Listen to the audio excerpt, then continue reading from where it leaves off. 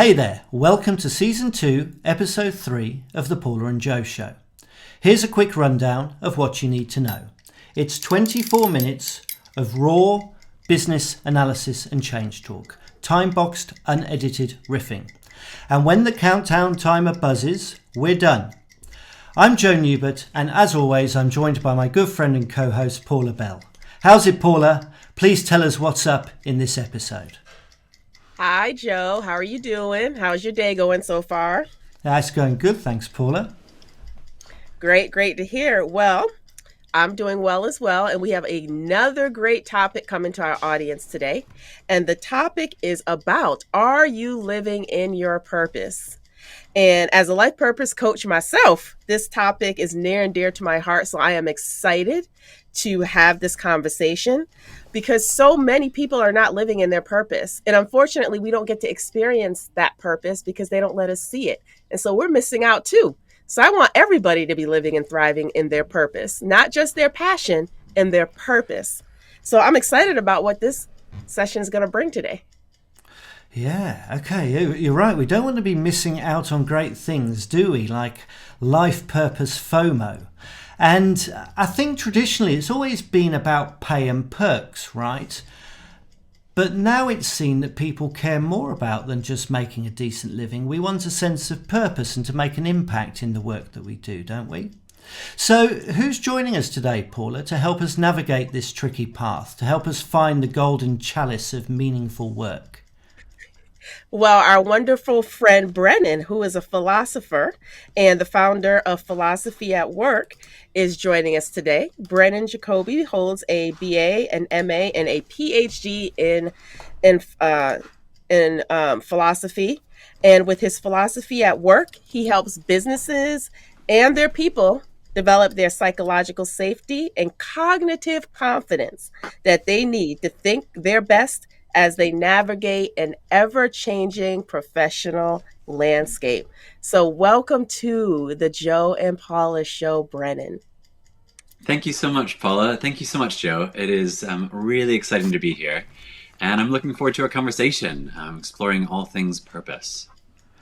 Yeah, me too. Thanks for joining us on the pod, Brennan. I'm incredibly excited for this chat, talking about the meaning of work life, thinking through with you the reason for my existence in my job. I'm wondering, should I be laying down on a leather couch for this session, Dr. B? No. So I think, I suppose I would say that's maybe a little bit more psychoanalytical. But it does delve into, something of, I suppose, why would I talk to you about these things? What is it useful for me? And my background being in philosophy, if you go into the etymology of the term, philo is a Greek word that means love. It's one of the forms of love. Sophia means wisdom. And so when we're doing philosophy, we are trying to pursue wisdom. We're trying to love wisdom. And sometimes I like to distinguish between things like psychology and philosophy, even though they overlap a lot, and probably we'll sort of dip a toe into both streams today. I think philosophy is trying to understand ourselves in the light of that which is outside of ourselves. And maybe something that we'll get into is purpose has connotations of being something that we can come to understand. We can sort of co-create it. We can exercise our agency and shape it. We can choose it to some extent. But also, certainly, at least in the language that we use, there's this sense in which purpose comes to some extent from outside of ourselves. And that's where I think philosophy is a useful tool, whereas we might use psychology to try to understand our own thoughts. We use philosophy to try to make sense of ourselves in relationship to that which is outside ourselves. And I think that's probably maybe a bit of a start onto purpose, the intersection of ourselves and the world in which we're living and working. So sorry, a bit of a heavy start, if that's okay. No, that's totally fine. Actually, it's a great segue into the very first question we have, which is around verbiage. And so we often see Mm, these two words go together and they are used interchangeably. But what yeah. does it mean to have a sense of purpose and meaning in our work? Really, yeah, I love that question. So, um, when I think about purpose, in sort of plain language, I think purpose is, purposeful work, let's say, or purposeful living, is getting up to do something, feeling like there's like your efforts are not wasted, right? So on days when I think it's a mixed bag sometimes, if I'm honest. So some days I'll wake up and I'll feel like my my life is more meaningful, more purposeful than other days. And on the days when it's maybe not at its most purposeful, it feels the questions that come into mind are like, what's this all about? Why am I doing this? What's the point of this anyway? When I'm sort of at my more cynical, I suppose, or a bit more sort of down, I guess. And if I were to say this, what's the difference between purpose and meaning? Well, I would say meaning is maybe a broader term. So things can be meaningful in lots of different ways. I might say that my intention can make, and the intention with which I sit down to work on a project can make that work more or less meaningful.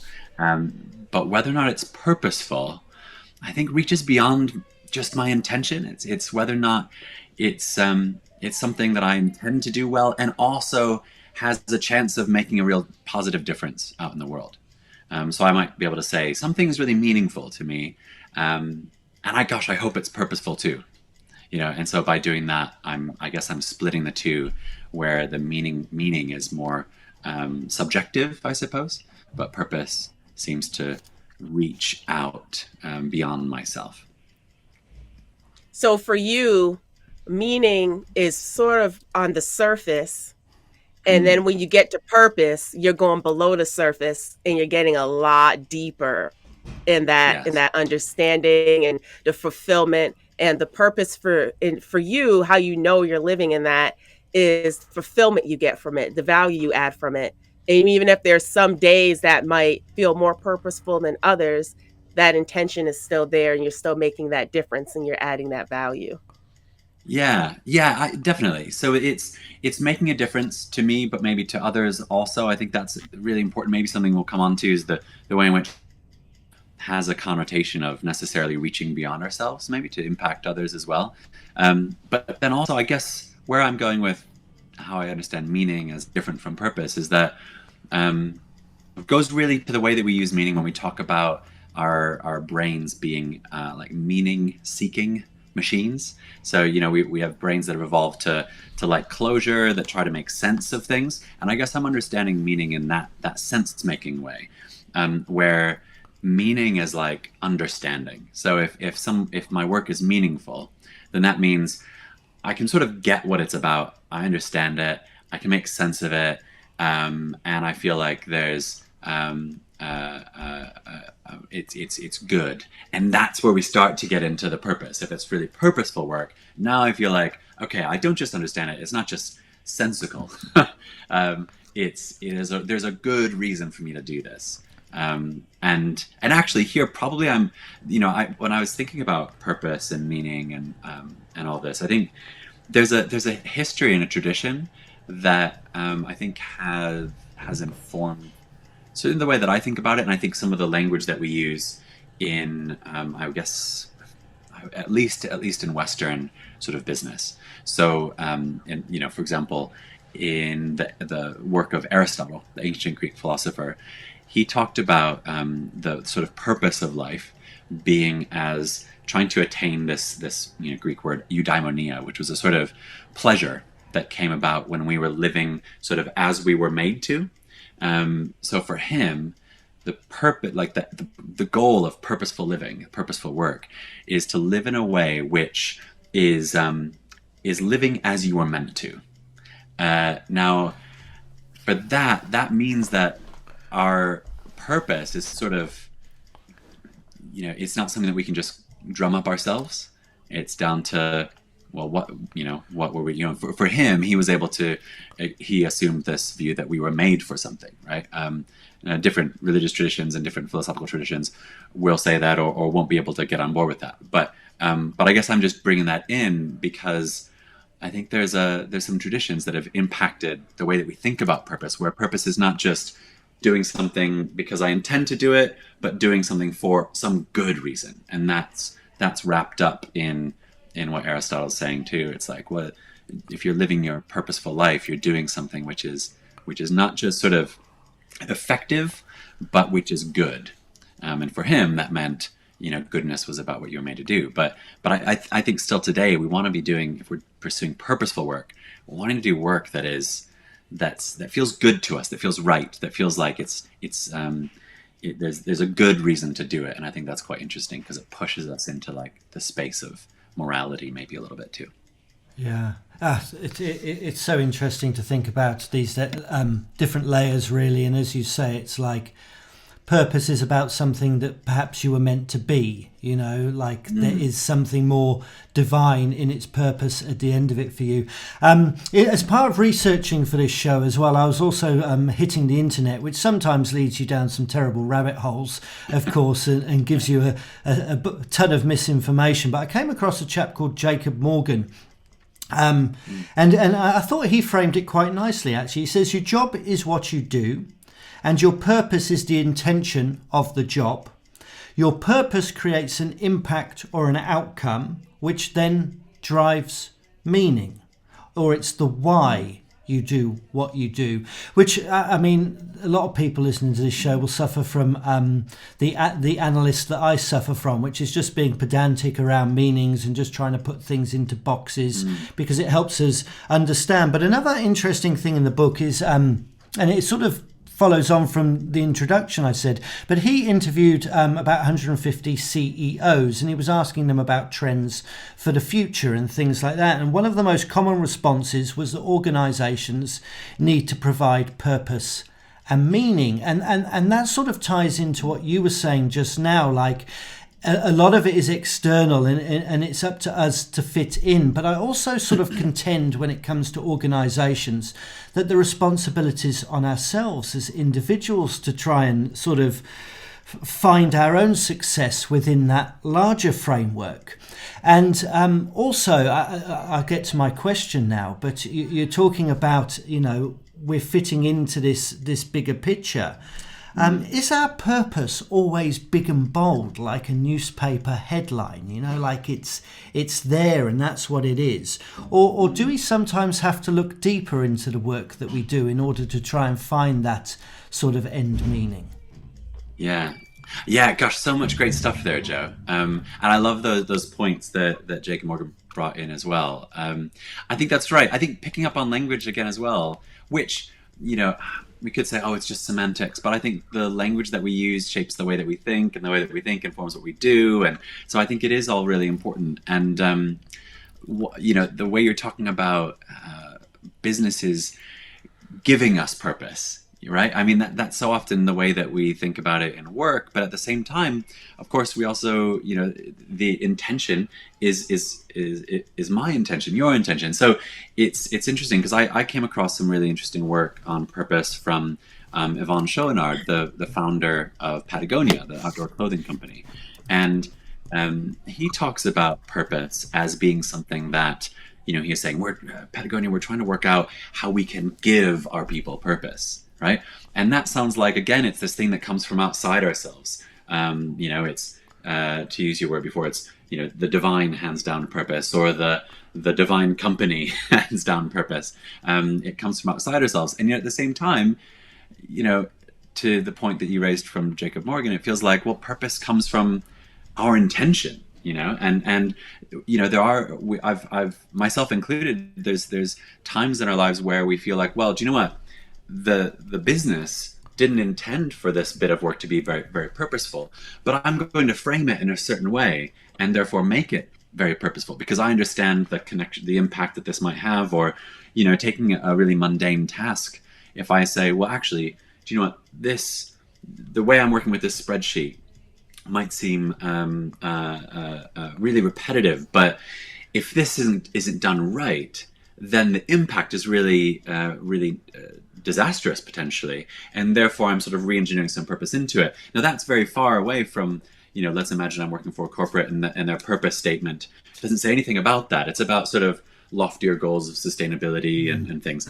And yet my intention and the way that I'm framing the work is forming the purpose. And so I think there's a lot of interesting things going around what is purpose given to us, or is it's something, and I think this is why before I use the word co-creation. I think it is co-created in the professional context between, if we're employed by the employer and the employee in dialogue and hopefully in relationship to go, well, the corporate sets out their purpose that kind of has to be broad enough for all, thousands of employees or whatever to get on board. But then it also has to map onto my own personal intentions and values, and we can do that dialogue. But at the same time, and if we're freelance and, entrepreneurs and things, then again, that dialogue, I think, happens between the purposes of our clients and the work that we're doing and some of that. So I think there's that co-creative element. But wherever that leads us, to your question, is it this big, high, lofty thing, or is it smaller? And I think maybe two really short stories come to mind. So the first one was when I was finishing my master's at Western Michigan University in the US. I was about to go off and do a PhD in Australia, and one of my favorite professors of all time, a guy named Arthur Falk, this really great guy, and he said to me, Brennan, you're about to go off and do this PhD. He said, everyone that goes off to do a PhD, the mistake they make is they don't start to write until they've got some big aha moment. And he said, don't do that. Just start doing the research and just get writing. Don't wait till you feel like you know what you're doing, basically, to get doing, because you're never going to get there, because the learning is it's sort of cyclical, and it's in the process. You think, oh, maybe this is it, and you have a go, and then through that you find that you thought it was one thing, but actually there are two things, and one of them isn't right, and you sort of wrestle with it. And I think it's similarly, if we wait for our purpose to be a big headline, that's like waiting to start the thesis when we sort of have the big aha moment. But if we go, do you know what, actually, I think this other thing feels purposeful, I'm going to start on that journey and refine it. And I think that brings me to the second story, which is, as I've started this business called Philosophy at Work, which was mentioned before, and we do training workshops around thinking skills, right? And I think it's been a real journey to work out, well, what is the purpose of this? And at the start, I just had some sort of vague understanding that, using philosophy to help people think well was needed. And it wasn't very clear, to be honest, when I first started doing this work about 10 years ago.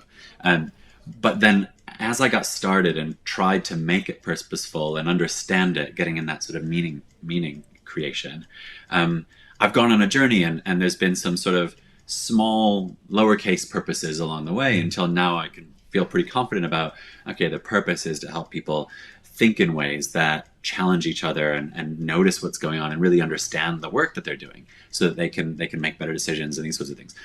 But I think now maybe it feels like a headline, but really it was built up by sort of small points along the way, Or I think about the story of Brother Lawrence, who's this monk long time ago, who famously found purpose in like doing the dishes, right? And he's famous for saying, just sort of, your purpose is in the little things. So I think that's part of what I'm saying, is I'm mashing up, Yvonne Schoenhardt from Patagonia and Brother Lawrence and my own story and Arthur Falk. And I think what I'm coming to is purpose might be big, but I think we discover it in an organic, iterative way where we think we get it and then we go on and refine it, and maybe we wrestle with it. And I think in that is a lot of the discovery that it takes to actually work out what we can do that is purposeful.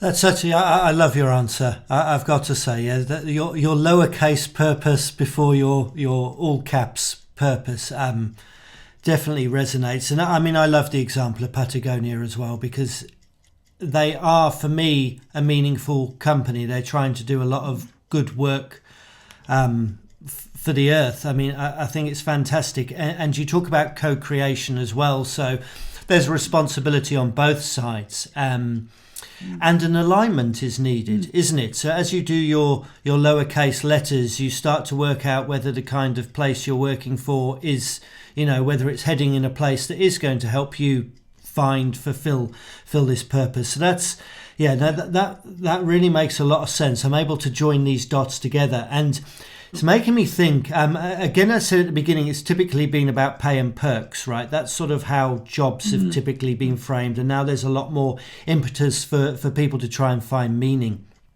And if I put my cynical hat on, certainly in the past, sort of the meaning for a lot of companies was to make more money. It was to print more green. That seemed to be my view of it. And that's slightly shifting now. So how do values come into meaning and purpose when we're trying to find this? They're sounding to me like they're very relevant as we try and find our path. Yeah, I think definitely. And I think they always have been, but I think previously, only recently have we come to a place where, and maybe it started with consumers and then employees, and now it's trickling up to sort of business leaders. But, consumers demanding that, well, I don't just want a well-functioning, rain jacket or something. I want one that's not costing the earth and costing the people that make it and these sorts of things. And now also, particularly on the back of the last couple of years and going through the global pandemic, there's been again an awakening of people at the employee level of going, well, I don't it's yes, perks and pay are important, but that's not quite enough, right? I also there's the sort of reprioritization going on and what's most important to our lives. And so, I think it's always been there. And what I mean by that is, ethics, good work has always been relevant. But maybe we've given a special dispensation to the world of business and said, well, we sort of get it, shareholders and all that. And, it's what's that saying? It's, it's not personal, it's business. I think, now it feels like there's less gray area for that. And we're going, well, no, actually, yes, shareholders still matter, but you can have it all. You can have both. You should be able to do more. And we have more and more examples like that, from the Patagonias of the world and so on and so forth. So I think it is really baked in because, and going back to what we said before, purpose is not a value neutral term, right? So like courage, for example, if you delve into the meaning of courage, it's not just doing something risky. It's doing something risky for a good reason, right? So if someone robs a bank, gosh, that's risky, but we don't say, wow, they were really courageous. We say, there's a lot of risk involved, but if someone, I don't know, if it was Robin Hood, robbing the bank to give to the poor or something, then maybe we start talking about courage, And so courage is not value neutral. It's doing something for a good reason. And I think purpose is like that too, which is again, maybe coming back to the distinction between meaning and purpose. It might be possible for me to derive meaning from something in a more value neutral way. But once we get purpose in, it feels like it's necessarily in a good direction of travel. And there also we're bringing in again, ethics and goodness in the broadest terms for people, planet, and profit. Awesome stuff there, Brennan. Oh, look, the timer just went off too. Oh, wow. Right. Actually, that's probably perfect timing. Perfect timing, yes. I should have been more brief. Yeah. Sorry. It's amazing how quickly the time passes. Really, yeah. I'm actually going to break the rules of the pod now. Because I'm really excited to hear the answer to Paula's next question. So if you can answer it briefly, but let's get this question out there, because you talked about entrepreneurs earlier, and I think this fits well with that thinking. Sure. So the question that I have for you, Brennan, is, and I loved Mm, how you shared your journey too. So this is all about journey, and it's more of a cyclical mm, and iterative process. But does mm. familiarity with an idea or an experience sometimes obscure our view of what our purpose actually is? Yeah. I love that question. I hope this isn't too annoying. I kind of want to say yes and no. So yes, because I think when we work, so what I'm understanding as familiarity is like working closely to things, right? And when we work closely, we can lose sight of the purpose of something. And from my own experience, I think we tend to lose it in one particular direction. So I think we I don't think we tend to think that it's more purposeful than it is. I think we tend to uh, think that it's less purposeful than it is. You know, just on a call that I was having with someone earlier today, this very thing came up, and you know, they very kindly sort of encouraged me about the work that I'm trying to do, and I was like, yeah, do you know what? That is good. It is purposeful, and I was like, you know, I think I've gotten a bit too close to this one project, and I've sort of forgotten about, you know, I was thinking that this was just all right, but actually that's because when we have our heads in the project so much, we get into the details and the nuances, and we're caught up in those distinctions and things. But then actually to people that that are not so close to it, they go, wow, that's a pretty great thing, right? So I think getting too close to it can obscure some of the purpose, and that's why I think it's important to step back, take, you know, breaks, and reflect on what's going on, and just talk to people in really diverse walks of life and industries and things, so to see our own work with different sets of eyes. But then at the same time, I also, you know, want to say no, I don't think it does, and that's because on the one hand, the numbing of purpose that I talked about, the impact where it doesn't is it does impact our degree to understand the purpose of it. That's kind of just like the nature of senses. You know, then, you know, if you're in a room and you're cooking something, when you first walk in, you start smelling it a lot, and then you sort of get used to it and you don't smell it so much. I think that's kind of what I'm describing when we get really close to the purpose and the work, and we're sort of don't notice it as much, and that's just the nature of senses and the nature of maybe moral senses and the purpose senses as well. But where I think it doesn't do that is also when the closer we get, the better we understand it. Now, you know, the more that we get into the work and the familiarity, the more we might notice a task that is part of the project that before we didn't think really mattered. But then as we get into it, we go, gosh, I'm so glad we're doing this bit of the thing. You know, maybe it's just a bit of sort of oversight, or maybe something you thought, well, you know, running this having this meeting with this supplier, we've done this kind of thing 1,000 times, so we're kind of just doing a box ticking exercise. But then in that conversation with that person, you go, oh, they've shared a really new insight, and that's quite useful. So that also can happen. But I think the difference, where the difference making thing, where as we get more familiar and more close to it, on the one hand, we can become like purpose blind in the sensory way, and on the other hand, sometimes it doesn't happen. The thing that I think makes the difference is when we're being reflective, when we're being curious, when we're being open to it, right? Because, and this is where our faculties around purpose and morality and everything are really different from our, you know, sensory perception.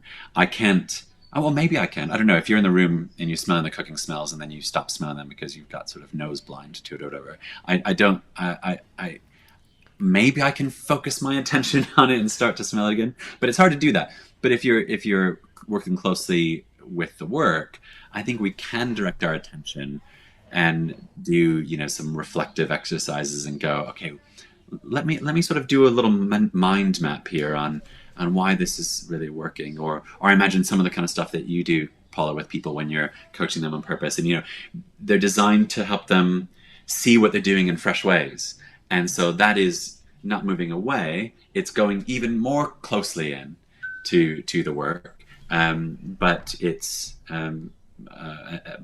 helpful in that way. So that's why I say yes and no, and I hope that's helpful and still okay. Yes, that was a great answer. I love the clarity part because you use clarity in both contexts. It could actually get you when you get more focused and closer to it, it can actually bring that clarity because you're focused on it and you're in it. But it can also put blinders up too if you're not careful and you're not reflecting back and understanding it holistically and totality of it. So I Yeah. loved it. Great answer. Cool. Yeah, Thank you. thank you. Thank you for joining us on the pod, Brennan. As I let this episode digest over the next while, there's certainly going to be reflections galore for me to feast on. Thank you. You've really opened my mind up to some fresh ideas. We'll get your social details in a moment, but first, where can people find sort of some resources to maybe help them find their purpose and meaning?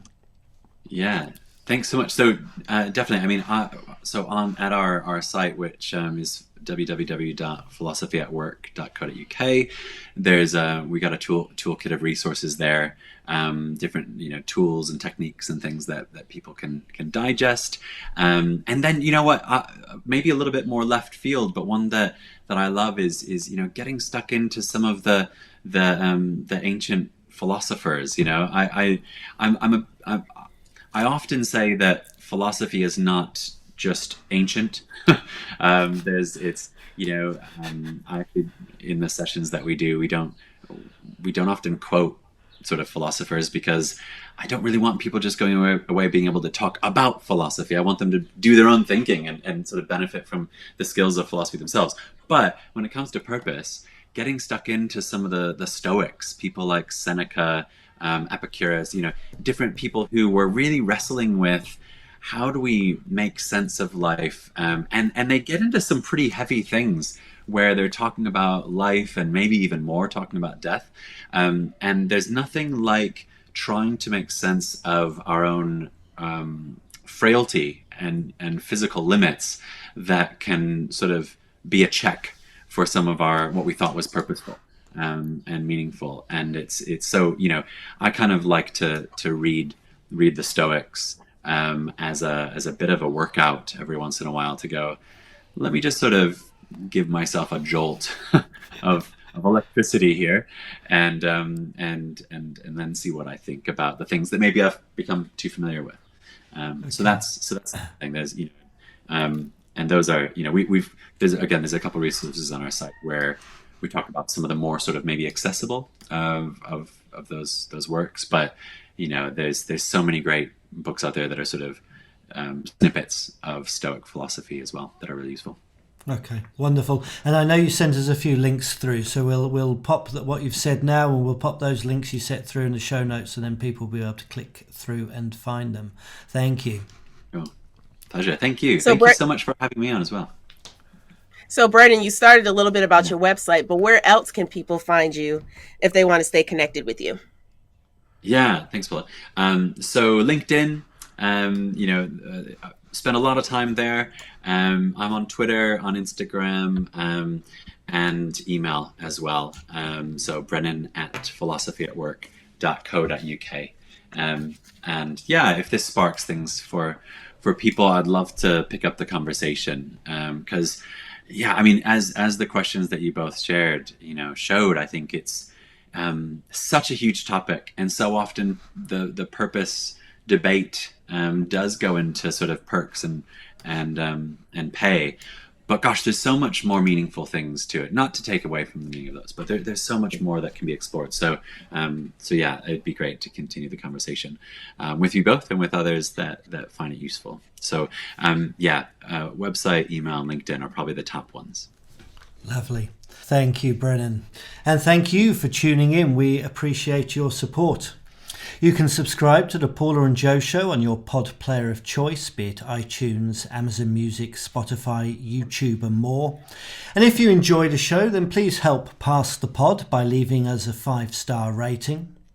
You can also follow @168FM on LinkedIn, Twitter, Facebook and Instagram. And of course you can keep the riff going by leaving your comments over on the blog at 168.fm. That's the words 1, 6 and 8, not the numbers. We'd love to hear your take on meaningful work. Brennan, Paula and I will join you there. Until then, take care and keep growing.